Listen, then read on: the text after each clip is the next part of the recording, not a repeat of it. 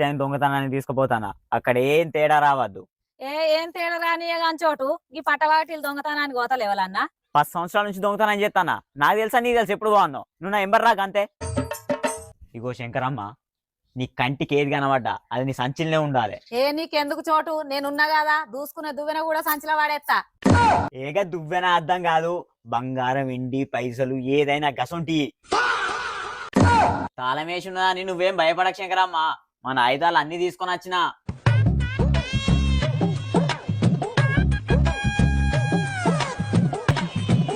చోటు ఇటుదా.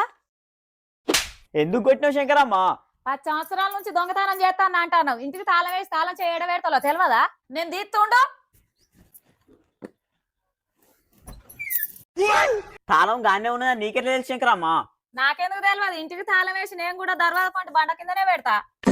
మరి ఆ ముక్క ఇన్ని రోజుల నుంచి చెప్తలేవేంది శంకరమ్మ? అబ్బా బాడకావు, వీడు నా ఇంటికి ఎసరు పెట్టినట్టున్నాడు.